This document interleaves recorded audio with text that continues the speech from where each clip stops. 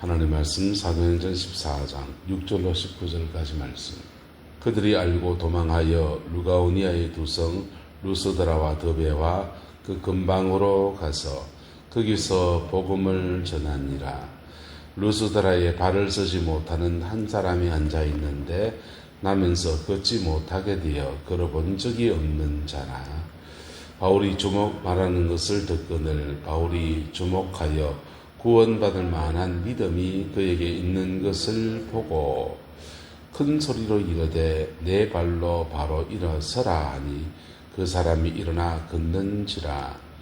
무리가 바울이 한 일을 보고 루가오니아 방언으로 소리질러 이르되 신들이 사람의 형상으로 우리 가운데 내려오셨다 하여 바나바는 제우스라 하고 바울은 그 중에 말하는 자이므로 헤르메스라 하더라.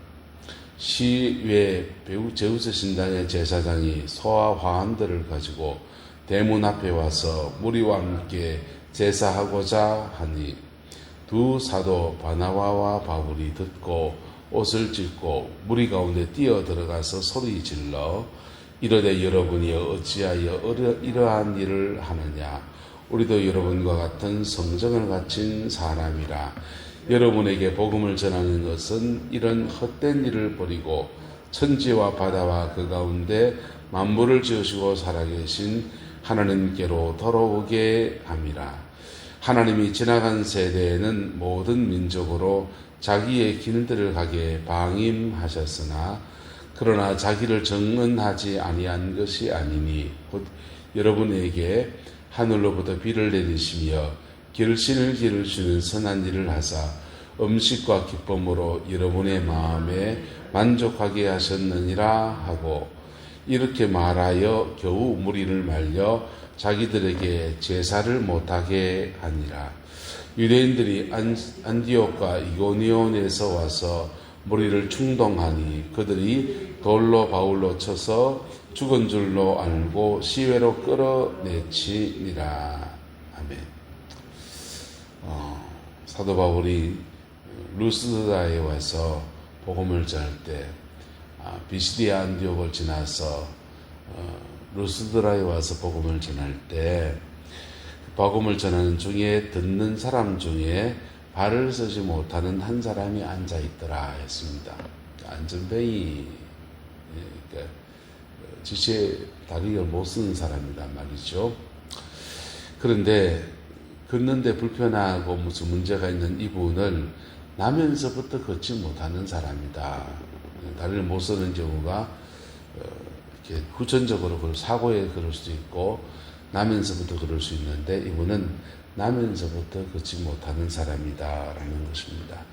이 사람에게 복음을 전했습니다. 바울이 말하는 것을 이 사람이 복음을 들었습니다. 듣는데 그의 마음 안에 완악한 마음이 아니라 열려진 마음으로 복음을 듣고 반응하고 있는 것들을 바울이 보니까 저 사람한테 속된 말로 말이 먹힌단 말이죠. 그래서 말씀을 전하는데 설교가 그 영혼 속에 들려지는 겁니다. 성령이 감동하시고 그 영혼을 만지고 있는 것들을 보았다라는 것입니다. 그래서 그에게 구원받을 만한 믿음이 그에게 있는 것을 보고 큰 소리로 외쳤습니다.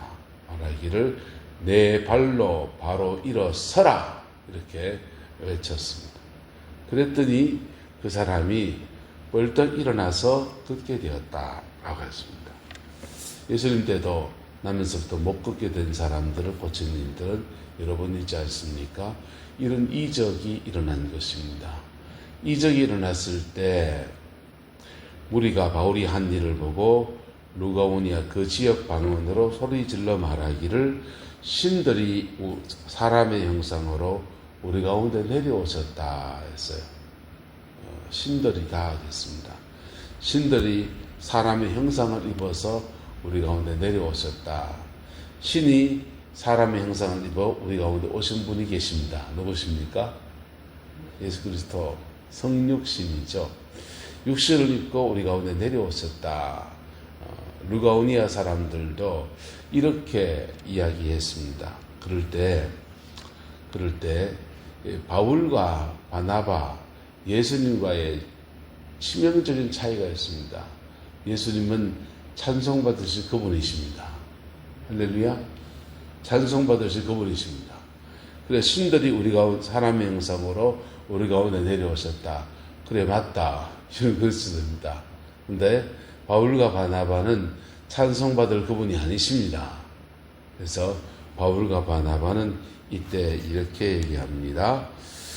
바나바는 제우스라, 바울은 말하는 자로 헤르메스다. 그렇게 직책을 나누어서 바나바는 좀 더 높아 보이고 최고신의 이름을 붙여서 제우스다, 바울은 헤르메스다, 이렇게 말했습니다. 고대 사회 그리스 신화에 있는데 가끔씩 신들의 아들들이 나옵니다.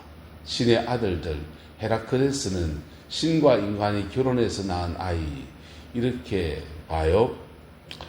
근데 그 신의 아들이니까 신의 능력을 가지고 태어난다. 그래서 특별한 능력을 가지고 있는 아주 힘이 센 사람으로 등장합니다. 근데 상상해 볼 수 있어요? 왜 그들을 헤라클레스 신의 아들이 했을까? 실존 인물이라면 그들은 신전에 가서 제사를 드리고 거기서 남창 여창이 있어요. 신전 창녀가 있습니다. 거기서 몸을 드립니다. 근데 신전 창녀만, 직업적인 신전 창녀만 있는 것이 아니라 종교적인 절기가 되면 그냥 정상적인 가정을 가지고 있는 사람들도 이때는 내가 신에게 봉사한다 할 때 자기 몸을 내어주는 신전 창녀로서 일시적인 시간을 가집니다. 그때 만약에 아이가 태어나면 그것은 신이 준 아들이다 해서 신의 아들 이름 붙여지는 겁니다. 세라크스는 그래서는 신전에서 관계 속에서 태어난 아들일 수 있습니다. 그렇게 태어나면 신이 준 아들이니까 집에 가서 잘 길러내야 됩니다. 그게 그 당시 시대의 상이에요. 그런 사람들, 신의 아들들이 된 사람들은 특별한 능력을 가지고 있다라고 생각했습니다. 근데 바울과 바나바를 향해서 그들은 제우스다, 또 바울은 헤르메스다, 이렇게 외치면서 신의 형상을 입은 사람들이다라고 외쳐댔습니다. 그리고는 시외의 제우스 신당의 제사장들이 소를 끌고서는 하환, 꽃바구니를 해가지고 꽃목걸이를 해서는 대문 앞에 와서 무리와 함께 바울과 바나바에게 제물을 드리고 제사하려고 했습니다. 이때 뛰어들어서 옷을 찢고 무리 가운데 뛰어들어서 소리를 질렀다 했어요. 소리를 질러서 어찌하여 이런 일을 하느냐, 우리도 여러분과 같은 성정을 갖춘 사람이라. 여러분에게 복음을 전하는 것은 이런 헛된 일을 버리고 천지와 바다와 그 가운데 만물을 지으시고 살아계신 하나님께로 돌아오게 하려 함이라. 할렐루야. 이게 바울과 바나바가 이방 땅에서 수많은 이적과 기사가 일어나는 중에도 하나님 앞에 가졌던 한 마음이고, 또 이 마음으로 그들 자신을 지켜내는 아름다운 은혜의 역사였습니다. 이 중심이 저와 여러분들과 함께하게 되기를 예수 이름으로 축복합니다. 이적과 기사가 일어날 때 사람들은 몇 가지 반응을 나타납니다. 핍박하는 사람들은 이단이다, 바알세부를 덧입혀서 한다, 이렇게 이단시하는 사람도 있어요. 또 하나의 그룹은 이렇게 그 이적을 일으키는 사람을 마치 신의 형상이나 신의 아들이나 그렇게 존중을 넘어서 그냥 그분을 교주처럼 섬기는 그러한 상황이 펼쳐지기도 합니다. 그때 이 두 선 사이에서 겸비한 저와 여러분 되시기를 예수님의 이름으로 축복합니다. 핍박도 일어날 수 있고 거기에 대해서 경배도 일어날 수 있습니다.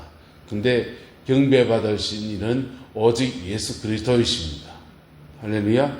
그런데 이런 이적과 기사가 루스드라에서 일어나고 있는데, 자, 이런 여기 바울이 좀 설명해서 제사를 못하게 하고 그들에게 복음을 제대로 전하려고 하는 그때에 유대인들이 쫓아왔습니다.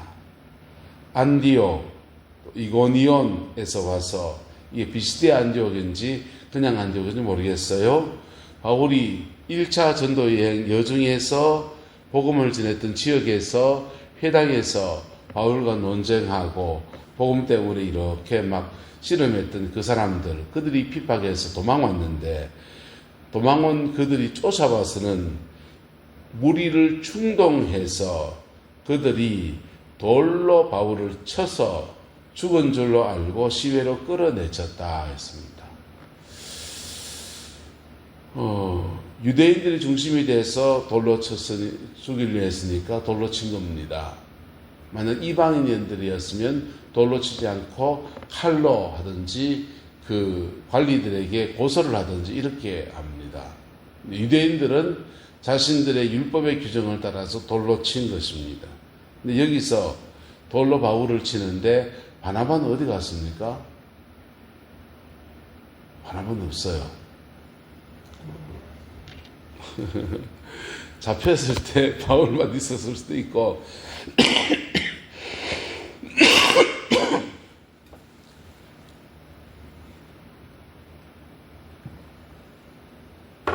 특별히 유대인들에게 밉보인 사람이 바울이었다는 겁니다. 둘 중에 하나를 돌로 친다면 바울을 쳐야지. 저게 더 미워. 라고 하는 겁니다. 왜 그렇겠습니까? 바나바는 상상해 보자면 예루살렘 교회에서 오랫동안 양육을 받는 사람입니다. 그리고 바나바는 이방 땅에 복음을 전하고는 있지만은 유대인으로서의 지켜야 된 선들에 대해서 엄격한 훈련들이 받아져 있고 그 선들을 지키는 사람으로 그렇게 복음을 전했을 수 있어요. 근데 바울은 달라요. 바울은 서대반의 순교 때 들었던 복음, 그리고 하나님이 그를 불러서 이방인 중심의 기독교로 그렇게 전환하는데 사용하셨기 때문에 복음의 주제에 있어서 예수 그리스도이시만은 유대인의 왕으로 오신 예수 그리스도가 아니고 만왕의 왕으로 오신 예수 그리스도. 유대인의 나라가 회복되어지는 다윗의 나라가 회복되어지는 하나님 나라가 아니고 온 인류에게 구원의 은혜를 주셔서 우리 안에 성령 안에 이루어지는 진정한 하나님 나라. 포인트 관점이 다를 수 있습니다. 절기를 대하는 태도도 바울과 바나바가 달랐을 수 있습니다. 그래서 사도 바울이 돌로 침의 대상이었던 것 같아요. 어쨌든 죽은 줄로 알고 시외로 끌어내었더라 했습니다. 보세요. 루스드라에서 나면서부터 걷지 못하던 병자를 고친 사람이었고 악한 일을 행한 일이 없었고 진리의 복음을 전했는데 두 가지 상반되는 반응이 루스드라에 일어납니다. 경비하려고 하는 사람들도 있고 돌로 치려는 사람들도 있습니다. 그때에 우리가 어떤 믿음의 길을 걸어야 합니까? 어떤 믿음의 길을 걸어야 합니까? 핍박받는 자들에서 너들이 나를 핍박하나 말이야. 내가 이래봬도 말이야. 안전뱅이를 기른 사람이야. 이적과 기사로 자신의 그것을 높여서 핍박을 도망할 수 있고 또는 충동하는 무리들 속에서 말이야. 어제는 너희들 중에서 안전뱅이를 걷는 것을 본 사람이 있지 않느냐 말이야. 라고 말할 수도 있습니다. 근데 바울은 돌로 침을 당합니다. 바울이 이 돌로 침을 당한 순간에 나는 로마의 시민권자다. 그랬으면 돌로 치던 사람들이 다 도망갑니다. 근데 왜 이렇게 두들겨 맞습니까? 바보입니까? 덩신입니까? 그리스도인이 세상 속에서 승리해야 될 것은 두 가지 승리가 있습니다. 한 따라합시다. 영적 전쟁에서 승리하라. 영적 전쟁에 승리해야 됩니다. 두 번째 또 하나의 승리는 따라합시다. 사랑으로 승리하라. 사랑으로 승리하라. 사랑으로 승리하라 안에 도덕적인 우위도 필요합니다. 사랑으로 승리하라 안에 영혼에 대한 그런 사람도 필요합니다. 바울은 두 가지 면에서 승리해 나가는 겁니다. 그래서 그렇게 하려고 하니까 그 하늘의 능력을 가진 사람, 마치 신의 아들들이다 라고 여겨졌던 그 사람이 한쪽에서는 소를 가져와서 제사를 드리려 하고 한쪽에서는 돌로 침을 당하는 두 가지 상황이 동시에 펼쳐지는데 그 여정 안에서 사도 바울은 주님을 바라보고 자기의 길을 묵묵히 걸어갑니다. 그게 이 땅에 하나님께로부터 보냄받은 당신의 종들이 걸어가야 될 믿음의 여정이에요. 그럴 때 그 여정을 지나서 하나님이 교회를 살려내는 은혜의 역사들을 이루어 갑니다. 그 복과 은혜가 우리 교회 가운데서도 아름답게 이루어지게 되기를 예수님의 이름으로 축복합니다. 핍박이 일어날 수도 있고요. 어려움이 올 수도 있고요. 근데 그 속에서 영적 전쟁에 승리해야 됩니다. 영적 전쟁에 승리하면 그런 상황 속에서 모든 상황 속에서 주님이 내어주는 평강으로 이렇게 그 길을 걸어갈 수 있어요. 그리고는요, 그 모진 핍박 안에서 사랑의 승리를 합니다. 찬양하라고 마칠까요? 가시밭에 백합화 예수 향기 날리니 할렐루야 아멘. 가시밭에 백합화 예수 향기 날리니 할렐루야 아멘. 이걸 지금 말로 하기는 쉽지만요, 그 상황 속에 들어가서 이 말씀을 붙들고 견뎌내는 것은 쉬운 것은 아닙니다. 쉬운 것은 아니었고 그 속에서 인간이 가지고 있는 온갖 감정들이 다 일어납니다. 그럼에도 불구하고 말씀을 붙들고 그 길을 걷는 자에게, 그 사람이 그 길을 걷는 자에게 그것이 가정의 핍박이든지 교회 안의 핍박이든지 복음을 전하는 일들 속의 핍박이든지 그 사랑의 승리를 하는 사람들 속에 하나님의 놀라운 영광과 은혜가 펼쳐지고 십자가의 그 승리, 부활의 승리가 그렇게 주어지게 됩니다. 십자가의 죽으심과 부활은 인류의 죄를 구속하시는 교리적인 승리, 구원의 역사이기도 하지만은 또 하나는 그리스도인이 세상에서 어떻게 승리해야 되는지를 보여준 모델 케이스이기도 합니다. 흑암의 권세 속에서 핍박하는 사람들 속에서 수치를 빨갛게 수치를 당하는 그런 여정 속에서도 하나님께 자신의 영혼을 의탁하면서도 그 자기를 찌르는 자들 향해서도 주여 저들의 죄를 사하여 주옵소서, 저들이 하는 것을 알지 못하나이다. 그 사랑의 승리를 이루신 예수 그리스도의 찬양의 영광을 돌립니다. 그분의 승리 안에서 온 인류의 구원의 문이라고 하는 놀라운 은혜들이 열렸습니다. 이 시대 하나님 안에 지금도 핍박 중에서 이 믿음의 거정을 걷고 있는 수많은 선교사님들도 계시고요. 또 그 여정을 걸어가는 수많은 하나님의 종들도 지금도 있습니다. 인도 같은 데나 이슬람 지역이나 힌두교 지역이나 아직도 공산주의 북한 같은 지역에는 복음 때문에 핍박받는 수많은 종들이 있습니다. 하나님은 그 종들을 통해서 위대한 승리, 사랑의 승리를 이루어 가기를 원하십니다. 그 속에서 겪는 고난 중에 하나님은 모든 것을 갚으셔서 복으로 채우시기를 소망하고 그 고난들이 이제 그만 끝났으면 좋겠습니다. 이슬람의 핍박도 너무나 오래되었고요. 힌두이즘의 핍박도 너무 오래되었고요. 북한 공산주의 핍박도 70년이 훌쩍 지났습니다. 하나님께서 이제 그것을 끝내시고 새로운 주님의 역사가 이 땅 가운데서 핍박받는 지역 안에서 펼쳐지기를 소망하고, 핍박 없이 예수 믿는 오늘 시대 한국교회 너무 나약해진 이 시대 속에서 다시금 복음 정신을 회복하는 은혜가 있기를 소망합니다. 기도하겠습니다.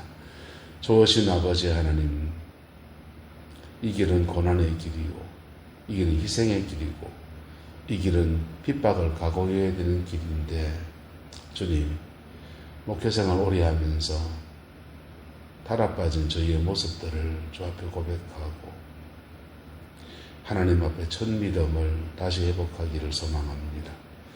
은혜를 베풀어 주옵시고 이 땅 가운데서도 사도 바울이 제1차 선교 여행 가운데 복음의 아름다운 역사를 이루어내었던 것처럼 우리 또한 이 지역 안에서 이 복음의 역사를 이루어내는 은혜가 있게 축복하여 주옵시고 걷지 못하는 사람을 고치시는 이적과 기사를 아버지 허락하셨듯이 저희에게도 성령의 능력과 은혜들을 더하여 주셔서 영혼을 분별하며 영혼을 세우며 영혼 가운데 아버지 하나님 성령의 능력하는 영적 전쟁에 승리하여서 복음의 사람들 길러내고 복음을 풀어내고 복음의 권세로 아버지의 이적과 기사가 동반하는 그러한 하나님의 종으로 쓰임받게 주장하여 주옵소서. 여호와께서 놀라운 은혜와 사랑으로 이곳에 임하여 주시기를 원하옵고 예수님의 이름으로 축복하며 기도드리옵나이다. 아멘.